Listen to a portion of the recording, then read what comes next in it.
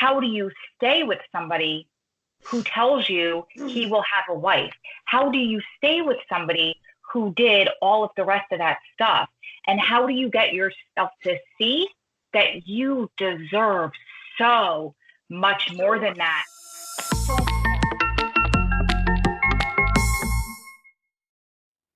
Hi loves, this is a quick intro because I have a really special guest on today's video. It's one of my besties. Her name is Journey. I do the whole introduction on the interview. Not interview, we just kind of did a video together. But I wanted to come in and I wanted to just drop a little intro before that first. Pardon my appearance, by the way. I was out of the gym. It was late at night. No makeup. We were both just kind of chilling. Some stuff happened and we decided to drop everything and make a video. But I was at the dermatologist. I have bruising all over my face. I have my face covered with, I had to get a procedure. So I have my face covered with makeup. She said that was fine. And I had lipstick stain on so you couldn't see all the bruising all over me, my lips. But it was starting to dry out my lips, and because everything's on my face is so swollen and bruised, it was hurting. So please pardon the nasty appearance, but I didn't want to not make an intro here because I wanted to say this. Joe and I have been coaching prison wives together for years, and sometimes we've seen a lot of people get away with bad behavior. By bad behavior, I don't mean like criminal behavior. I mean putting themselves last, putting up with abuse, making excuses for people. And so when we see something happen over and over and over again, and people just kind of coddling or allowing people to make excuses or excusing and justifying being treated less than they deserve to be treated because he's in jail or whatever the excuse is, then we have to feel like we have to step in and try to help, try to offer our years of experience. So this kind of, some parts maybe felt like they were, I don't want to say aggressive, but maybe to the point and harsh, but that's because that's sometimes what you need in order to get that seed planted. And also, is it really support if you're just telling people what they want to hear? Is it really support if you're just like, oh honey, it's okay, put up with abuse, it's okay, because he's in prison? No. So if you are easily offended, if you want somebody who's going to coddle you, if you want somebody who's going to tell you no matter what advice you come for, it's okay. Especially when you're doing something harmful, this is not the video for you. You need to pull up those big girl pants today, and you need to open up your heart and open up your mind and know that everything that is said here is out of love. It's us opening up our arms and being like, come here, sweetie, let me help you. It's like you would do with your child. You wouldn't just let them run out of the middle of the street with a car coming without stopping them and saying something a little bit, in the moment, aggressive. And I don't think that anything we said was aggressive, but I'm just trying to give you an analogy of you can't just let people that you care for or you love put themselves in harm's way and not say anything. And sometimes that love needs to be administered in a tough way. So I don't want to waste any more time. I just wanted to say that. If you are sensitive, if you are not ready to hear it, then this video probably isn't for you. You might want to click off and come to the next one. But I challenge you to listen. Even if you don't want to take the advice, listen. Because you'll probably get something out of it and a seed will be planted. So without me wasting any more time, here is my video with my bestie, Joe. Okay, so let's move on to the next one. This woman says, what do you do or say to a spouse who doesn't quite know his fate, but knows it could be many years and is already considering taking his own life and feels as though he has nothing to lose anymore because he's already lost everything? That's a hard one. And it does happen. Several years ago, not, well before I met my husband. In fact, I was in my late 20s at the time, and I am so not 20 anymore. I worked as a corrections officer, and it was something that we saw. There was a lot of depression. There was a lot of anxiety. There was a lot of people struggling with thoughts and ideation as they just, they had to wrap their head around a new reality. They had to accept this awful new normal for themselves, for their families. And we did have people who we had to watch very closely. We had certain procedures that we had to follow. If we understood somebody to keep them safe, and we would get them help, but prison is a bureaucracy and things take time and there's all kinds of red tape and forms, and the staff there, even the staff that gives 100% and are completely dedicated to what they do and are stellar at their jobs, are extremely overworked. I think the case manager on one floor where I worked that was in charge of about half the inmates on that floor, I walked into her office one day and she had 75 files on her desk, and those were the ones that she had marked immediate. That wasn't even close to the rest of the stack. for the other 200 guys or whatever that she worked with every day. So they're extremely overwhelmed, and they do take it seriously. They do want to get them mental health help. They do want to get them the right medications. They do want to get psychiatric or psychological help for them. But sometimes it takes a while, especially if you have guys who are, pre-trial, haven't been sentenced yet, and they're like in one facility, they're waiting, they're caught somewhere in that limbo. You want to establish continuity of care as soon as you can. You want a note in their record, or you want something on file like, hey, this person is going to need a little bit of extra supervision, a little bit extra care. And it gets tricky because a lot of guys won't go to medical or seek care because within prison, depending on the state you're in and whether you're state or federal, a lot of the time that will automatically kind of like put a flag on your file, and you will be in protective custody or on a mental health wing. And so they don't want that, so they just don't go get the help. And it can be hard for us as their partners when we have somebody who's struggling with depression, who's struggling with anxiety, who has a mental health issue, especially when we know they're not getting the care that they would if they were home with us. It can be really hard for us not to inadvertently put ourselves in the position as their mama, their therapist, their keeper, because we love them and we want them to be okay, and we want to know that they're okay. So we take that burden on and we put it on our shoulders to make them okay. And I'm telling you, with all the love of Jesus in my heart, you can't do it. You will lose your mind. Especially when you have somebody who's getting ready to go down for a long stretch. This life is stressful enough when there isn't any of that stuff happening. You can't put yourself in the position to be somebody's free therapist and handle everything that you have to handle out here because your partner's not home. It's not fair to you, and it's not fair to them. In fact, you could be inadvertently harming them. If they get used to having you in that role, they're not going to go to anybody else in there at their facility who may be licensed and trained and be able to get them the right meds. So you could be doing more harm than good by getting them used to just relying on you. Plus, it's just not a position you need to be in. You're a partner, you're a wife, you're a girlfriend, you're a fiance. You're not a therapist. You are not a babysitter or a warden or a mama or a counselor. That's not your job. So just don't take it on. And as hard as it is to hear this, there are just certain things that people are going to have to learn how to do. Everybody who goes to prison has to learn how to do their time in their way that works best for them. Nobody ever wants to fight. Nobody ever wants to go to the hole. Nobody ever wants to, have to put on that persona of, being a tough guy. My husband has said to me sometimes, even during our phone calls, that it's extremely hard sometimes for him to switch mentally from who he has to be in prison to picking up the phone and going, hey, baby, and being like my loving, soft, gentle, caring husband. In fact, I always know he's having trouble with it because when we're on the phone, he'll be like, hey, dude. And I'll be like, what? He'll be like, oh, sorry, babe. Hey, baby. This is kind of one of his little quirks. But you can't, you got to let your man be a man and do his time, however he needs to do it to keep himself safe. Even if that creates some problems for you in the short term, it's going to make life easier for him in the long term.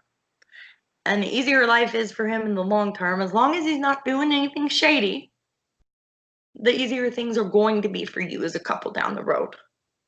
Because, like I said, especially if you're in for a long haul, sentences of 10 years or more, or God forbid, life, you're going to have to learn how to do this. This is your new normal, and it sucks. And I'm really sorry about that. But you got to let your man be a man and learn how to do his time, and you have to let him do it. Yeah, absolutely. And the only thing that I could add to that, aside from you saying, it's emasculating for a woman to be a man's mother or therapist or caregiver or whatever word you want to put there, because here's the thing, he's going to start lying to you. He's going to start acting like you're his mother or his parole officer. You need to have a mutually mature back and forth relationship. And I just wanted to touch on that again and really hone that point in. But aside from that, the only thing that I want to add is this. If you truly 100% believe that he will harm himself, and that is not like, oh my God, I'm being dramatic, like 100% believe it, because this is very serious, then you can call the prison and have him put on watch. I can't say the word that starts with an S, but self-harm watch, okay? What that does is he'll be pissed. They're going to put him in solitary confinement in a specific cell just for that. He will be naked. He will have access to nothing. He will be freezing. However, he will be, quote unquote, safe. So if you genuinely think he is going to harm himself and you're not being overreacting, you're not being dramatic, you genuinely fear that. I've had girls who had to do this. They had to call the prison and they had to get him put on that watch. And do you know how long it lasts? Because I don't. I know it's a few days. It depends on the case. In the facility that I worked in years ago, it was about 72 hours, usually. Okay. And that he'll be pissed at you, but he'll be alive. Well, and you know what? If you leave it alone and you say, oh, no, I don't want to, and he tries to do it anyway, they're going to do all that stuff to him anyway. So you might as well. Right. And that's only, and I can't drive this home enough, that's only if you genuinely think that he's going to do something, or he comes out and says he's going to do something in so many words or whatever. I would save that personally as a last resort, but only because it will have its own ramifications. Right. Okay, last one, because this is already a half an hour. I know, right? We're gonna have to start doing these every week. I was just gonna say that if you guys want this to turn into a series with Ro and Joe, or Mama Joe and Ro, or we'll think of something. Oh yeah, I can't say the name of what we were gonna call it, just being silly. like a suck it up, toughen up, buttercup type of a series. Put it in the comments below, and also don't forget to give this video a like. It would really help us out. So last one. Let me find where it went. Okay. Hi, I'm writing to you because I don't know anyone else who's in a relationship with an inmate. Here's my story. My boyfriend is in prison and he was given 10 years. I had some sort of relationship with him for around 3 years, but he wasn't my boyfriend and he would sleep with other women. Eventually, we stopped seeing each other because he insulted me and cut me off completely and threatened me to call the police or immigration because of my illegal status in the U.S. A year and a half passed by and he contacts me and tells me he's going to prison. He did something really bad, SO, that I can't say, and the FBI got him. He'll be deported to Mexico. Well, now he swears he's in love with me, and he says he wants to be with me, but when he talks about the future, he even mentioned about finding a wife over there because he knows I'll leave him, but swears he loves me and wants me. How can I break up with him if he says he loves me? How can you break up with him? My thought is just flat out, how can you not? How can you say Why are you still there? Right. I could say that I love, anybody. It's just talk. I mean, I'm sorry. I would have been done with him after the first time years ago when he disrespected you, cut you off, lied to you, and emotionally manipulated you and attempted to blackmail you into being with him by saying he was going to call immigration. When he called me like a year and a half later after that or whatever, and said, hey, I'm going to prison, my answer would have been, sorry about your luck, lose my number. This dude has already shown you who he was and is. And oh my goodness, all the love of Jesus in my heart. If you're not smart enough to observe that and take it into account, when people show you who you are, believe them the first time. People do change, but they don't change who they are at a core level without a significant emotional event. Usually it's faith-based or trauma-based, and at the core of people, character often remains the same. And talk is cheap. Down here in the South, we have a saying. We call it talking out both sides of your mouth. When you're telling me with one breath that you love me and you want to be with me and you need me and all this, and you're telling me in the very next breath, but I think you're going to leave, so I'm just going to go ahead and get a wife here. Don't ever make somebody a priority who treats you like an option. Sorry about your luck. If you're hesitating between me and somebody else, you better pick me up. And that's just real plain and simple. That is emotional manipulation, and that is 100% grade A prime beef BS. tell him to get lost, and you break up with him by being very clear in your communication and intent to him and saying, look, you know what, you don't apologize. You tell him, this isn't working for me. I do not want to be with you. We are done. Don't contact me anymore. And then you stick to it. Because the minute you give somebody an ultimatum like that, or you set a boundary, I'm not even going to call that an ultimatum because it's not. Ultimatums are something that you give somebody when you are trying to manipulate a response out of them. Boundaries are something that you set for somebody and you say, this is what works for me, and I'm not budging on this. So you can get right or get left, but this is how things are. That's a boundary. That's not an ultimatum. It's not manipulative. You're simply telling him, I don't want to do this with you anymore. It isn't working for me. I gotta go.